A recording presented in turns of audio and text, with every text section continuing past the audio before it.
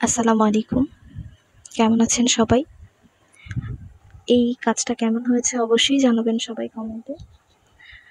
এটা একটা শাড়ির মধ্যে করেছি কাজটা, আর আপনারা দেখতেই পাচ্ছেন মাশাআল্লাহ কাজটা কত সুন্দর লাগছে।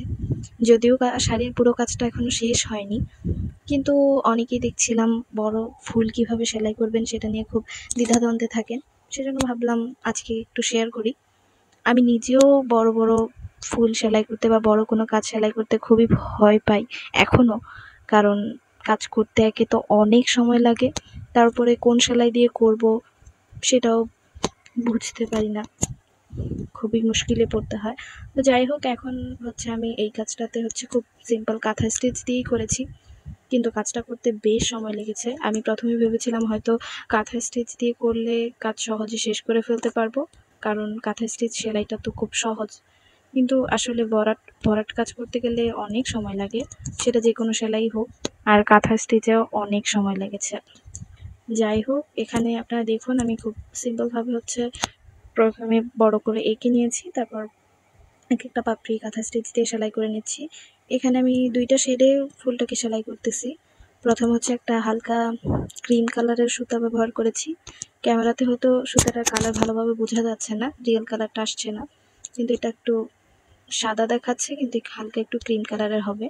আর উপরে হচ্ছে আমি একটু হালকা পিঙ্ক কালার ব্যবহার করতেছি, যাতে ফুলটা সুন্দর লাগে আর কি। কিন্তু আমি আসলে খুব কনফিউজ ছিলাম কি কালারের সুতা ব্যবহার করব বা কি।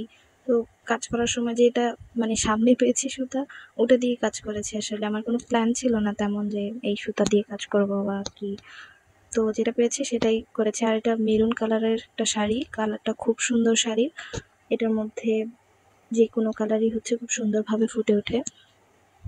তো আপনারা দেখতেই পাচ্ছেন খুব সিম্পলি কিন্তু আপনারা সেলাই করে নিতে পারেন। আমি ফুলটা এঁকে ১ম এ হচ্ছে কালো কালারের একটা সুতা দিয়ে হচ্ছে বর্ডার লাইন এঁকে নিয়েছি ফুলটার মধ্যে, ভেতরে তারপরে সেলাই করেছি। আপনারা চাইলে ১ম এ হচ্ছে পাপড়িগুলো সেলাই করে পরেও বর্ডার লাইনটা দিতে পারেন। কিন্তু যেহেতু বড় ফুল, অনেক ভুল হওয়ার সম্ভাবনা থাকে সেলাই করার সময়, সেজন্য হচ্ছে আগে বর্ডার লাইন এঁকে নিয়েছি। এখানে হচ্ছে আমি ২ টা সুতাই ব্যবহার করেছি। পাতলা পাতলা করেই হচ্ছে সেলাইগুলো দিয়েছি। অনেকটা সময় লাগছে এখানে, যদিও আমি ৫ মিনিটের মধ্যে হচ্ছে সেলাইটা দেখাচ্ছি, কিন্তু করতে আমার ৫ দিনেরও বেশি লেগেছে হয়তো। একটা ফুল করতে আমার ৩-৪ দিন লেগে গেছে। যদিও আমি খুবই অলস, তারপরে হচ্ছে মানে সময় লাগবে তাও। আমরা সবাই মনে করি যে কাঁথা স্টিচ আসলে খুব সিম্পল সেলাই, সেজন্য হয়তো একদিনে অনেকটা কাজ করে ফেলতে পারবো আমরা। কিন্তু বিষয়টা এরকম না। সেলাই কাজটা আসলে সময় সাপেক্ষ ব্যাপার।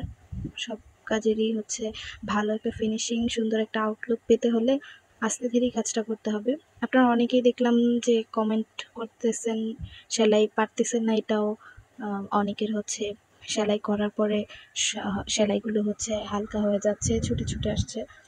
তো এক্ষেত্রে আসলে তেমন কোনো কাজ করার নেই, শুধু একটু হচ্ছে আস্তে ধীরে কাজটা করতে হবে আপনাদের। আর হচ্ছে ফ্রেমটাকে একটু টাইট করে নিতে হবে।